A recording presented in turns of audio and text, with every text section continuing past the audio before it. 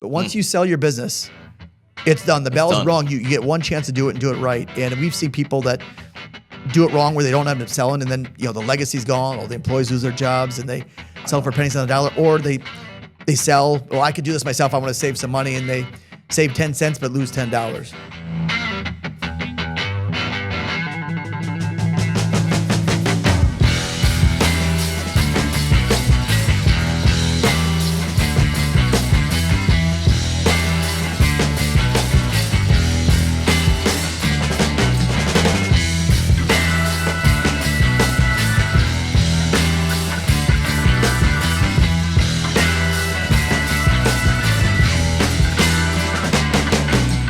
Hey, everybody. Welcome back to the Exit Is Now podcast with me, your host, Scott Snider, hanging out with another Scott. Yes. This should be a great show. I always love when I have a Scott on the show. Many of you that are followers of the Exit Planning Institute might have seen Scott at chapter meetings, summits. He is I think I would always describe you as a newer partner that me and you have created this cool kind of friendship over the last 6 or 7 months. And so whether it's in the EPI world or in our new platform called drivevalue.com, he's made a kind of a 2 feet in investment into our certified exit planning advisors, into our EPI community, and into the business owner themselves. So thank you for that, and welcome to the Exit Is Now show. We're here, man. Yeah, glad to be here. Yeah. So I want to dive in. There's a bunch of stuff that I can talk to Scott about. I want to talk to Scott about the obviously the M&A process in a more formal way. But I want to talk to him about and grab some of his expertise, being somebody that's frankly been here for like 25 years in this spot. So, and you're a pretty young guy. So it's like, thanks. Can you rewind? I think it's fascinating to go down reflection points. Sure. It's EPI's 20th anniversary today. So we're like reflection this year on 20 years has been kind of a cool thing for us. But if you rewind to year one, in this space, like what attracted you into being an M&A guy? Yeah, we had our 24 year this year, and I always say I was too young and dumb to know I shouldn't have got in as early as I did. Most people get in their 50s and 60s after they've had a career. That's what I think. Yeah. And I've always loved helping people and solving complex problems that other people can't sell, and really impacting people's lives. And so I've always done. Very competitive, always going back to my childhood of sports. It was one of the oldest of 3 boys, all about sports and who won or lost. There was nobody tied. And when I got into sales, I always loved sales because you could win or lose. You could see what are the numbers, and numbers didn't lie. So I've always done sales. I was the little kid with the lemonade store as soon as I could, and did selling Cutco cutlery door to door in college and everything else. But what I really found was, to make the biggest impact, when I fell in this industry, and to be able to help a business owner that's been in business for 10, 20, 30, 40, even 50 years, and take their life's work and be able to sell that, not only just to get an offer, we say one offer is no offer, but to get multiple offers for that client.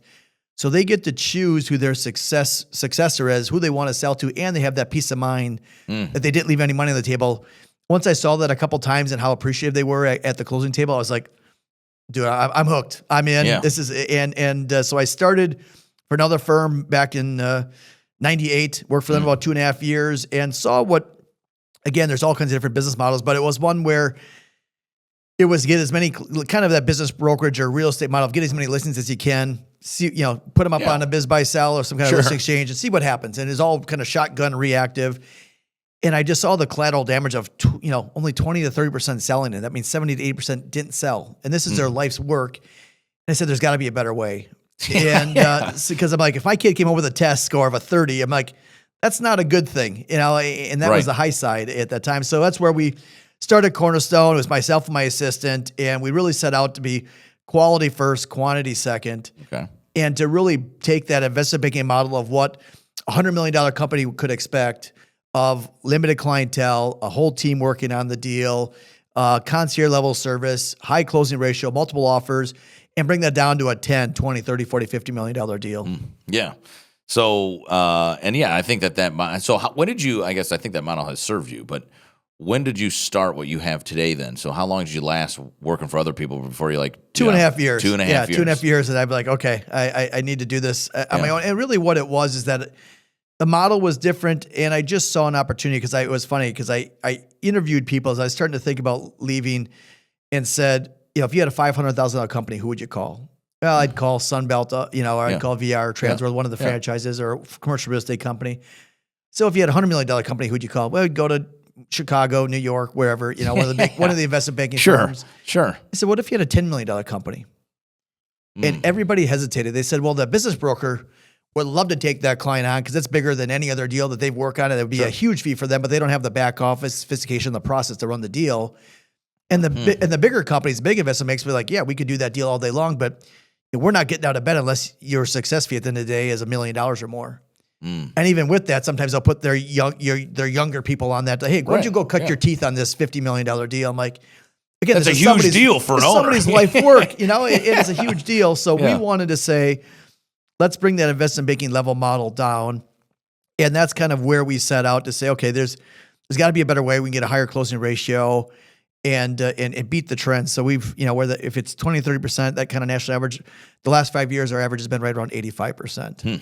Very cool. And so one of the things that we also been talking about in this EPI world that you've certainly seen and been a part of is this evolution of a profession, right? Oh my gosh, so 20 years ago, Pete and Rich, investment bankers in Chicago. It was in, right? in Yeah, their remember office. those guys? Yeah. So they came up, they started to see this three legs of the stool, right? They were hardcore 20 years ago. They're like, look, I'm here to help minimize taxes and maximize value. Right. And they totally didn't think about personal planning or personal financial planning. Like they would sell businesses for top dollar, but they didn't even know if that top dollar was enough or how it related to that owner's personal plan. You had my dad come in with the methodology and the process. So how do we take that concept and actually put it into action and work? So as I said at the top of the show, it's been a really cool reflection year for us. But if I go back in a 25-year career and things that influence, I think, the work that you do, like internet and software, how have you seen your M&A profession change over 25 years? It's got to be like, what are some key moments? It was, especially starting out, we did smaller, more Main Street related deals. I mean, it was all your buyers and sellers all came within about a 20 to 30 mile radius. Yeah. It was selling companies in the region that you were in. And buyers coming from that same region. It was a lot more manual. There was really no tools, hardly at all. How did you do due diligence 25 years ago, right? It was just basically financials and the SBA. Right. If you got past the SBA, most buyers didn't really do too much for diligence. So go kick the tires of a couple things and see what it was. But with no internet, I remember when the first internet came out, it's like, wow, we can actually put this on this listing exchange, and it was like we're getting calls from all over the country. And I was like, wow, that's insane that changed. And then all the tools now is because with the investment banking world or M&A world is different than the business brokerage world is. With the business brokerage, it's more, and again, it's the way it needs to be, is more of that shotgun approach of putting on an MLS because you never know. It's more of an individual probably getting out of corporate America to buy a job or buy a company, and you don't know if who's going to buy that company. So that's the only way that you can get out there is find one MLS point. But when you're dealing more lower middle market and larger companies, we want to run more of a proactive rifle approach of, putting together the best book possible and telling the right story and then doing the right research. Is this the best fit for a private equity firm, for a company? Is it a private company, public company, domestic, international? Is it a family office? Is it a search funder? And now we're doing all this research, and then our client can sign off on things to say, yeah, I like these people, but if the ABC company, I don't care if they pay double. I don't want them to buy it. But it's to be able to use the tools. I think the biggest thing it's probably done is it's just opened up the market to such a wider audience that, to sell a company, 20 years ago, you were selling a company, if I'm in Wisconsin, probably somebody in Wisconsin. Now, over half of our deals, the buyers aren't from Wisconsin. Yeah, I was going to say, because we sell companies all over the country. Yeah, we're doing business all over the country, and there's a study out there that shows through that Market Pulse survey through M&A Source and IBBA that if a deal's over $5 million in value, I think it's 70% of the time that buyer's going to come from over 100 miles distance. And where the opposite is, if it's less than a $500,000 deal, 70% of the time it's going to come within a 20-mile radius. That's So super it's interesting. really interesting to see how the difference is of where the buyers come from and everything else. Do you see any change in generations? Right. So we were talking earlier when we were having lunch together about like entrepreneurs through acquisition. That's kind of a thing that we're hearing this year. But you also have like almost a whole new market of buyers over the last 20 years, and they've gotten a little bit younger. Right. They're that 40 to 59-year-old crowd. Do you see anything trending? Yeah, I mean, generationally, on the buy, I'd say on the buy side over the last 25 years is private equity was non-existent or very, very, it was this mystery, and there was only a handful of them out there, and now there's 3,000 plus ton of funds, private equity firms, and they're over $1 trillion of just dry powder, just them. As you think about that, you've got 3,000 groups getting up every single day to do one thing: find and buy companies. Where a corporation, they might buy a company every 5 years. They can grow they can grow organically. They don't ever have to grow. Sure. But you've got people, so that you look at how many buyers are, it's an Econ 101. There are so many more buyers than there are sellers right now. And that's just driving, a seller's market, which are still getting good values, even through all the different headwinds that we've had over the last, couple of years. Do you remember your first deal? Like in your own business, not working for somebody else, when you started your own business? Do you remember the first deal you took on? I do. And it was crazy because it's actually a commercial real estate kind of play. It was a gentleman had worked for 40 years in a hardware store. Yep. Finally decided to retire and was going to sell the business. And his wife worked for one of the hospitals in town. They were going to Africa, went and got their shots. He got the wrong shot for malaria or whatever it was, ends up dying. So he worked 40, 50 years of his life. The first vacation they took near retirement, he dies. Oh my God. So now I'm selling this business, and I finally got it sold, and the woman at the closing table is just scorned, and rightfully so. I mean, just mad at life. Yeah. And I'm like, is this really what it's like? I thought they'd be like really excited. Yeah. And then the next one was a gas station. I sold a lot of gas stations when I first got started, so I was the gas station king for a while. Gas station king, C-store king, yes. Because I had worked I was a district manager at Aldi Foods out of college for 2 years, and I ran 4 stores. And being so young, when I would talk to somebody about a manufacturing company, whatever it was, we'd have a great conversation. And then I'd go up and meet with them in person. They'd be like, is your dad parking the car? Or, I got grandkids older than you. You're not selling my company. So I'm like, that goes. Yeah. So I'm like, I got to get. So with C-stores, it's like, it's a small grocery store with pumps out front. I can sell those. We did about 50 of those, and then eventually grew and said, okay, now I can. Yeah, you sold my C-store. Talked to my buddy who has a manufacturing company or a distribution company. That's kind of how I grew my house. But my early years, I sold a lot of gas stations. In fact, anybody driving around Wisconsin or wherever it was would be like, where's that? I'm like, there's a mobile station on the corner. Yeah, like you knew it. That was where it was. All the gas stations were. Yeah, dude, I didn't know that. I didn't know that. That's the gas station king. That'll be one we'll have fun with as we grow our relationship for sure.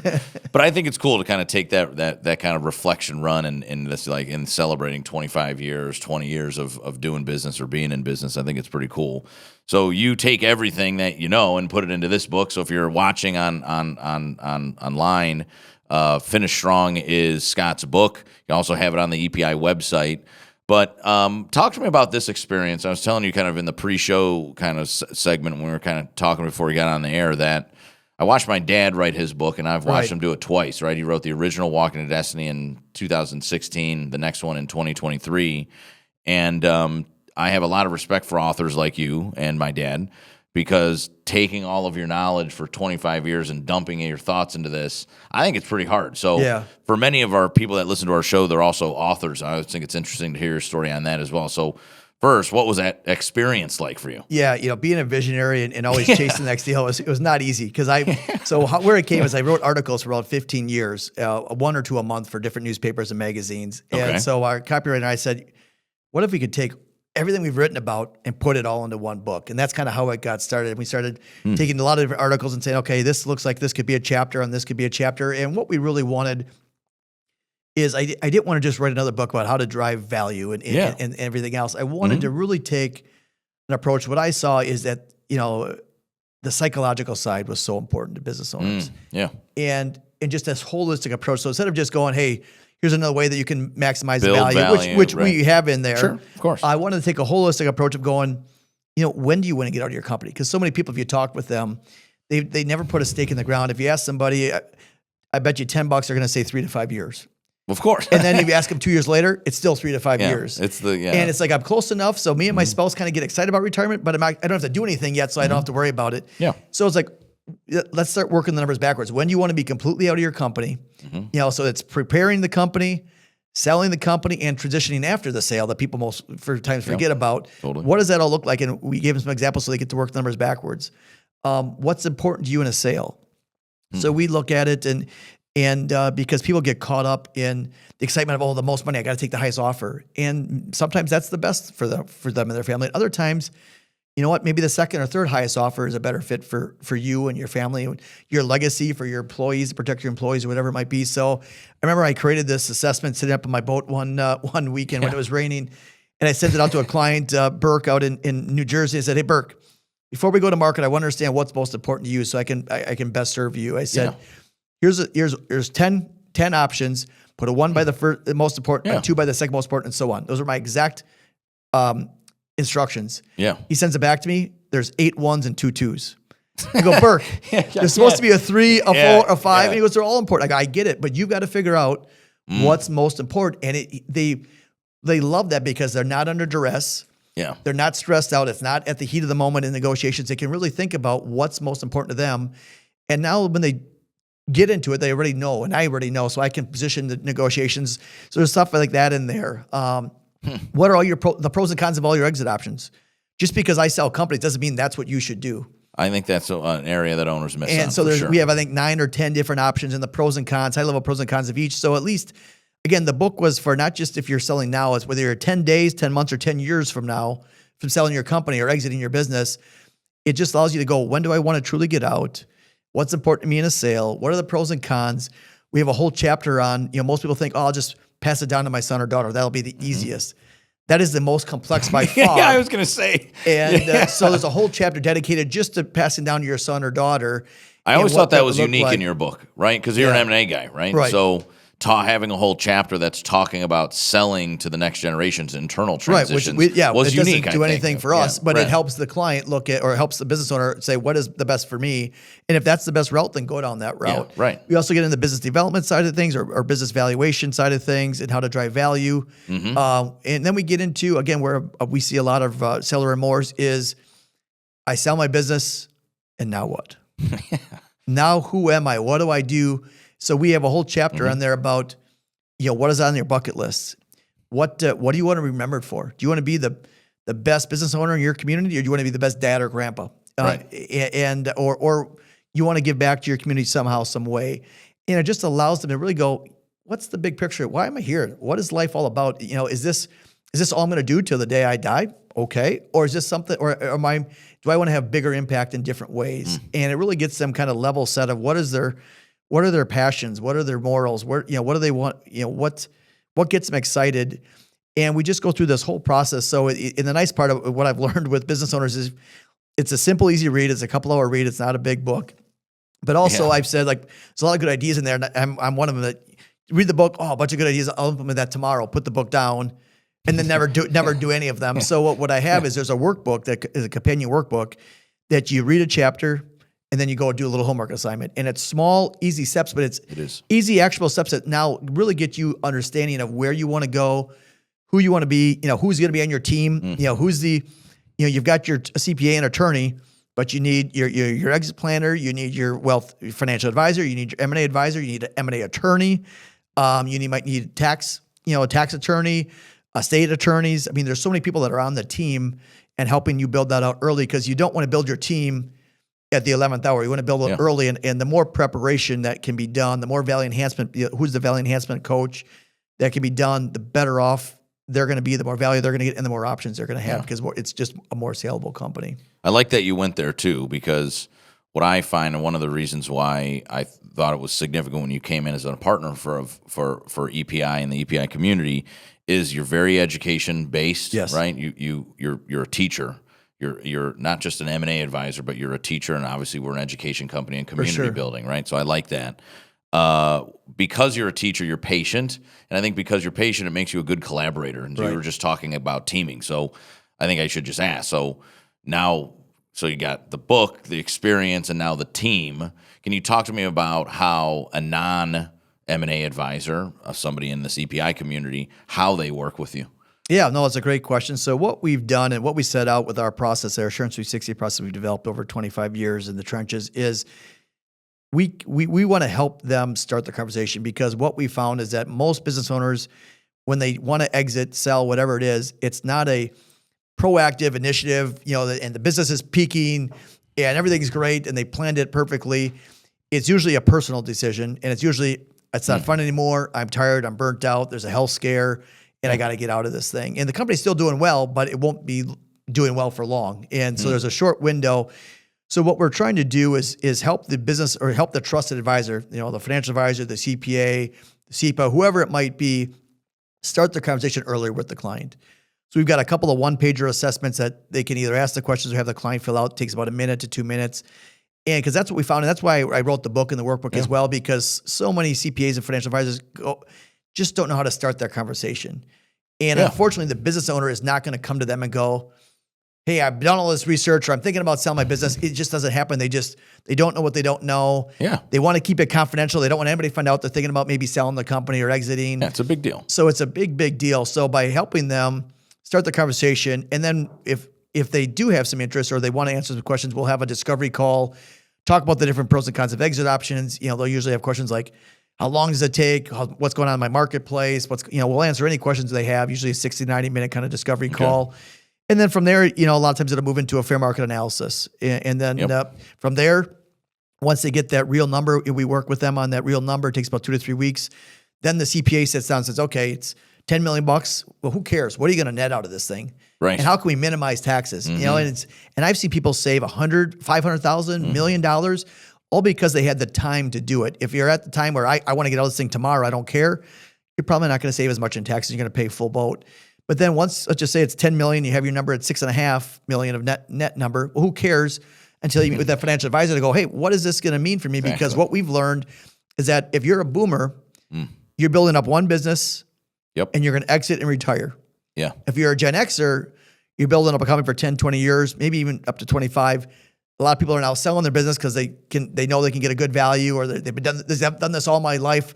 I want to do something different. They'll take a year off or two and then probably buy or start another company. Exactly. But boomers want to sell. And if the net number is 6.5 and your lifestyle number is 8, you've got two choices. You either lower your lifestyle down to 6.5 million, or you'll go up to step 1 in our Assurance 360 process, which is value enhancement. And that's where you work with people like Cultivate Advisors and others to bring that value. And then we just keep going through that process until the numbers make sense, because now all the partners have been in early. And then and only then can the owner make a decision of, yes, the numbers today make sense. I can move forward with confidence that I can live my ideal lifestyle. Because at the end of the day, most business owners wake up one day, like I said, want to sell, want to get out, and I just pray to God that whatever it is, I can live off of. And it can be scary, and you have no idea. And God forbid they accept an unsolicited offer, which then they're going to leave millions of dollars on the table again. Yes.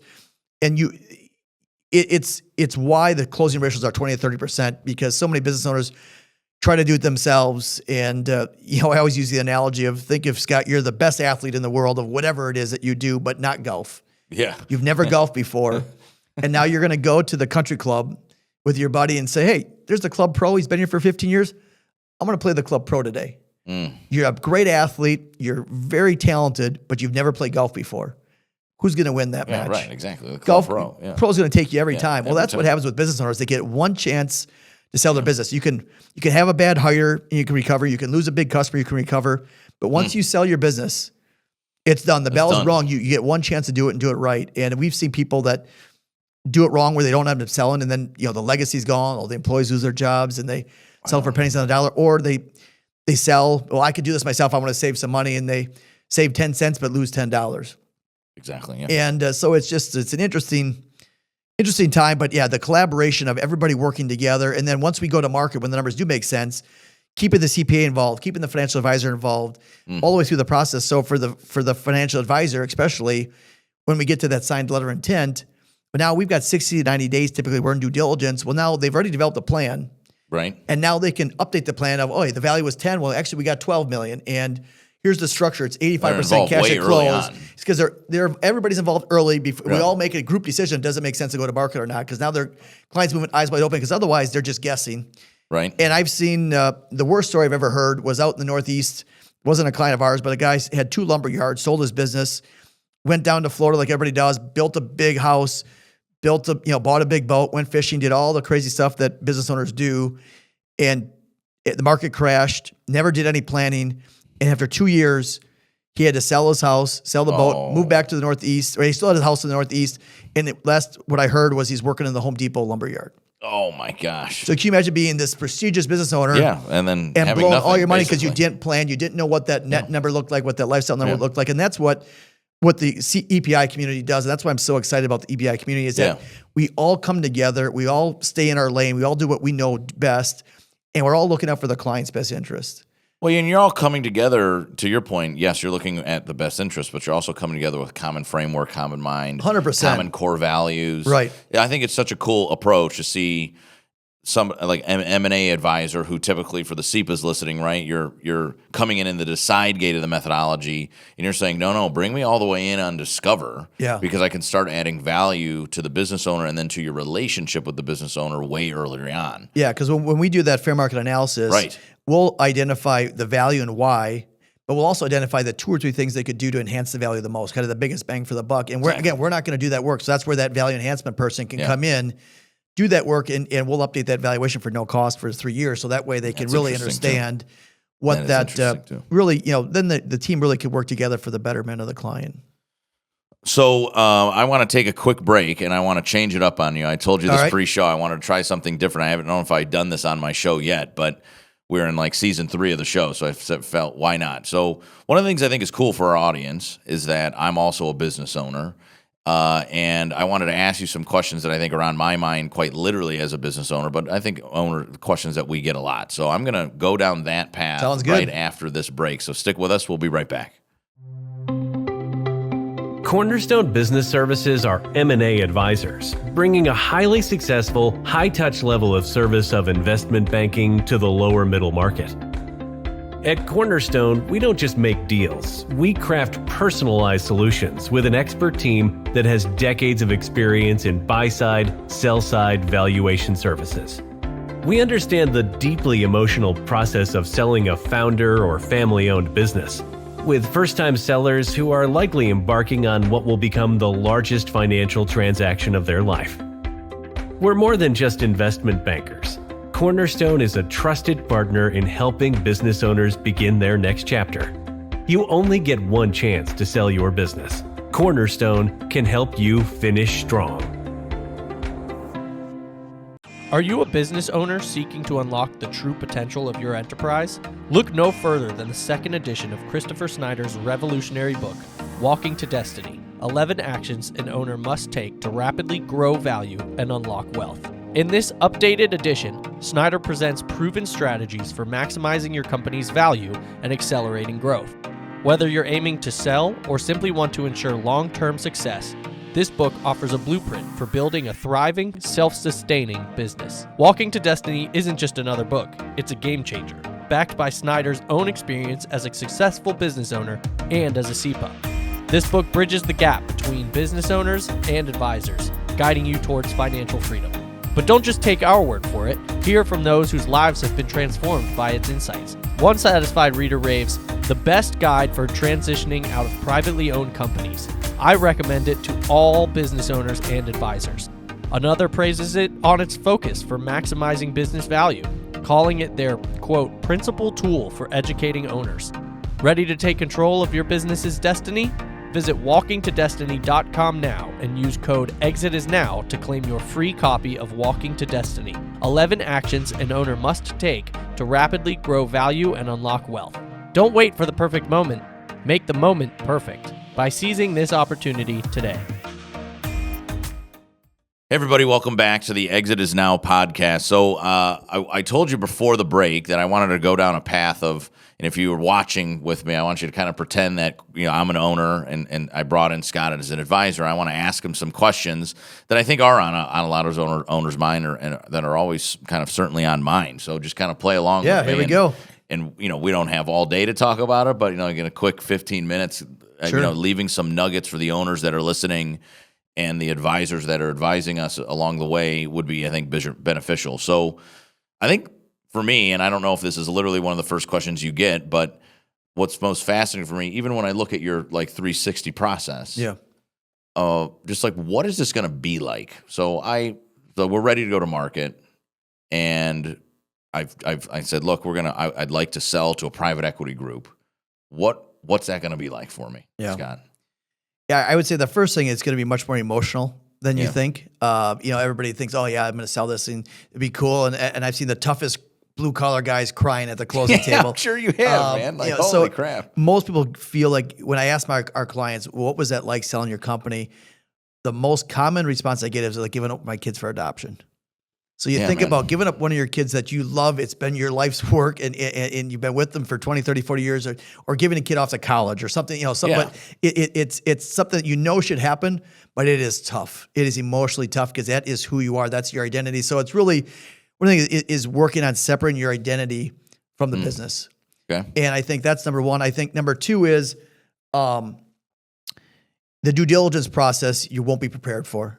It is, it's like a proctology exam. Yeah, some man, people that's might what say. I'm saying. You're really prying. It is, if you think, we have a phrase, go ugly early. If you think you're going to hide something that it's buried deep in your company, I guarantee you they will find it. Yeah. And when they find it at the 11th hour and you don't say it up front, now your credibility is shot. They might retrade the deal significantly. They might walk away from the deal. Or if you're rolling over equity, now you're a partner like, oh, do I really want to partner with this guy? So be honest early. 100%. You got to be honest early. And we think that going ugly early, as we call it, by putting out there early, people are much more lenient. Buyers are much more lenient for well, that's an issue, but we can deal with that. Yeah. Versus again, nobody gets smarter and more strategic thinking. And rational. The closer to closing, both buyer and sellers get a little more emotional. It's a little more pressure. So if they find something at the 11th hour versus the first hour, even though it's the exact same issue, it's a much bigger deal at the 11th hour. I could see that. Yeah. I would say that you're, getting your company's financials in order are a big deal because they're going to diligence everything. But your financials are where they spend, the quality of earnings reports and things like that. You're going to recommend that we do quality of earnings. Yeah. So before you go to market, what I would recommend is, the last 3 years you get audited financial statements. And I know it's going from $5,000 or $10,000 to $35,000, whatever it is. It's an investment of say $100,000. Yeah. But I have seen or get a quality of earnings report done before a sell side quality of earnings because now you've got your team doing pretty much the same diligence as what a buyer team is going to do. So if we find anything, either A, we take a time out, fix it before you go to market, or B, again, go ugly early and put that out on the table early. Are you showing that kind of stuff to a potential buyer? Like, hey, we did these audited financials, or the audited financials we absolutely would show. A quality of earnings report, we probably would not give that early on, but after a signed LOI, it speeds up the process because again, the time kills all deals. The longer things drag out, only bad things happen. That's everybody's Murphy's getting law. Irritated. Yeah. For sure. So the faster you can get that done, and what we've seen is that. So if you have a quality of earnings done by a reputable firm, it can't be by your uncle, working out of his garage, or you have audited statements for at least 1 year, ideally 3. Buyers will typically pay, I think, a little bit more. And I've had some people actually tell me that. Some say they won't, but what I've seen doing this 26 years is that they don't want to retrade the deal because they know it's going to piss you off at the end of the day, and they want to go into this hopefully with whatever value they put in the LOI they close at. So I believe that they kind of put in a slush figure in there that going, well, it's a 5.5 multiple. Let's come in at a 5. So when we do find stuff, we can say, hey, we found all these things, but we're good guys. We're not going to retrade the deal. Yeah. But if they're pricing it to the perfect, and now they find stuff, they're gonna be like, we got to retrade the deal. So if they can have more confidence in your number, I think they get higher. Because what I can tell you is once the LOI is signed, the value doesn't go up after that. It only goes down. You're not. Sure. I don't care how good your company's running. They do. It is the deal's the deal typically. So I would say it's going to be emotional. It's going to take time and money. Yep. You can't be like, I've had people go, well, I'm going on vacation for 3 months. They're in the middle. Like, no, you can't go on vacation for dedication. You gotta, for that 6 to 8, you can expect our process is roughly 6 to 8 months. Okay. So for 6 to 8 months, you got to continue to run the company. That's the other thing is that you cannot go, well, I heard Cornerstone. It's just a matter of time now until I get the check. I get out of here. I can go sit in Florida now. Yeah. because what you can expect is not only going to look back over 3 years, now with the COVID, sometimes 5, just to see what it looked like. Hopefully we're getting away from that soon. But is the last 12 months, those are the most important months of your 50-year career, because what they're going to look at, they're going to look back, but they're going to look at the 12 trailing months, and they're going to look at what any projections you have for the next 12 months. Because the trailing 12 months are going to give them the best picture of what the future is going to be. And that's what they're buying, is the future cash flow of the business. So if you take time off, and we've seen people that business for 30 years hold on 1 year too long. So you think from the math, 3% too long. 30-year career, they held on 3% too long, 1 year too long, 12 months. We did a valuation of what it was a year before, and they decided not to go to market, and what it was a year later because they were burnt out. Yeah. They lost 42% value of their company because they held on 3% too long. But the business went down, EBITDA went down, and they're going, hey, look, here's the negative trends. Yeah. Here's what we're buying off of, and that's what it's sold for. So market wants to see you. We want you to be as focused as possible. So you're going to need time from us. There's going to be monthly cost, but the vast majority of our fees get paid only when we're successful on the backside. But it'll take time investment, it takes some money investment with us, CPAs, doing the audited or the quality of earnings reports, attorneys looking at your contracts. You want to make sure that they're assignable or whatever else it might be. So it's really, and if you do that work, yes, it costs you some money up front, but the investment is you're going to get a higher value and you're going to close quicker and have a better chance of close, because the last thing anybody wants to do is go through this whole entire process only to get to the 11th hour to have the buyer bail because they found something. Now you're not at square one. You're at like negative square one because you've taken your eye off the ball. You've already psychologically spent half the money that you were going to get. And now you've got to go back and get your motivation to run the company again. And that's hard. So you kind of alluded to in talking about that, like holding some equity, I might have an opportunity to do that. So what does deal structure look like? That's a good question. I'm going to have to do seller financing. Am I have to do an earn out? Do I have an opportunity to say I want to roll 10% into a deal? Am I going to have to take an employment agreement? What does my life look like? So after the easy answer is it depends. But what I would say is that most deals, if you can look, when we look at studies that are done, most times it's not like selling your house where you get 100% cash at close and you go down the road.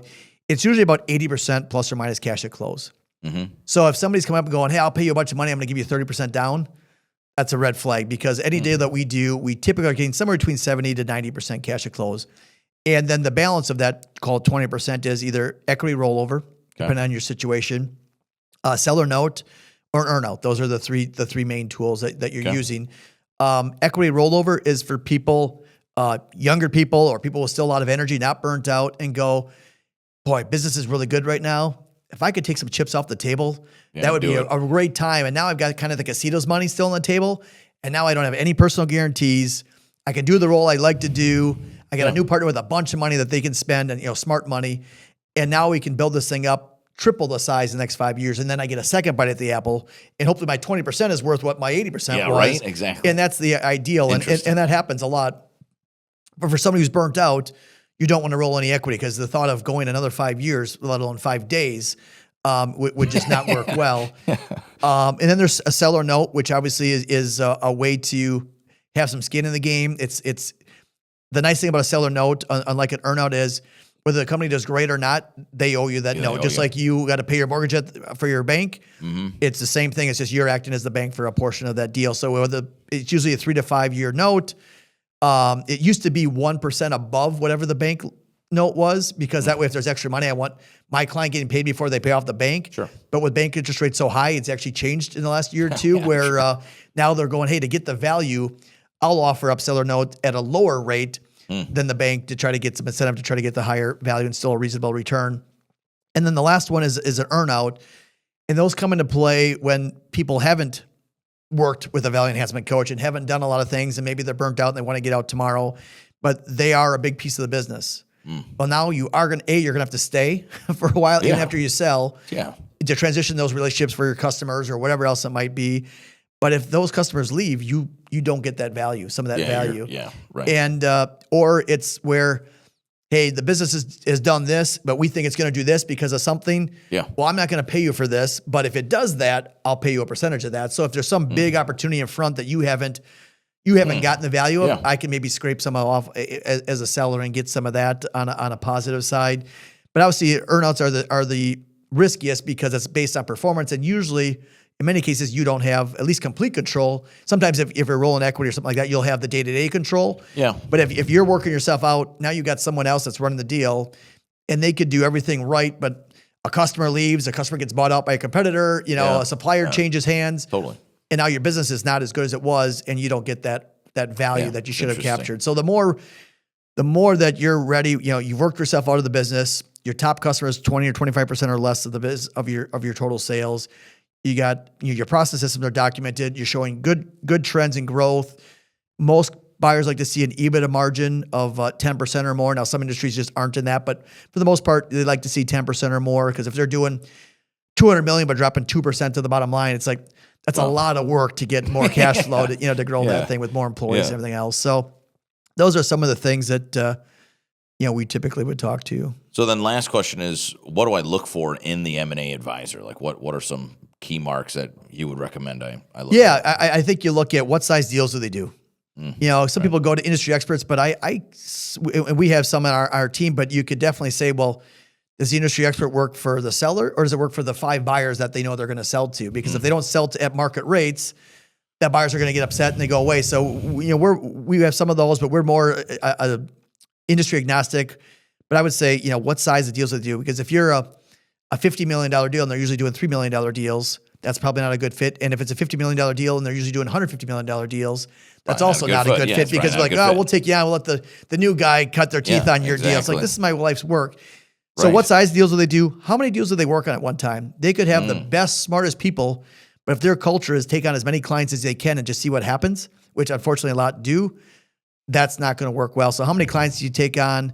That's interesting. What's your closing ratio? Hey, you took on 10 clients last year. How many did you sell? How many did not sell? So you know what your odds are of selling with that group. How many offers are they getting?